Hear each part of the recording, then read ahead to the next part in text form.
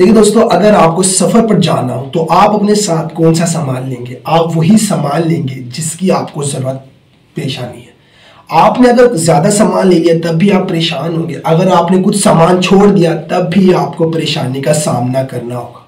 सफर में जो अहम चीज होती है वो सफर की मंजिल होती है। देखिए दोस्तों, ये दुनिया एक सफर है और इस सफर की मंजिल जन्नत है।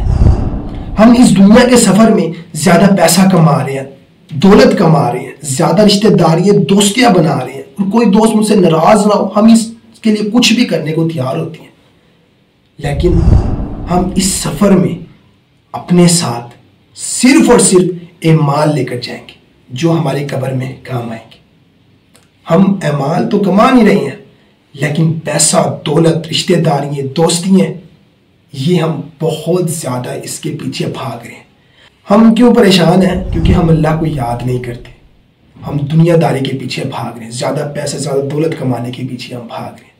जो एमाल हमारे कब्र में काम आएंगे, हम वो करने की बजाय दोस्तों को खुश करने में लगे हुए हैं।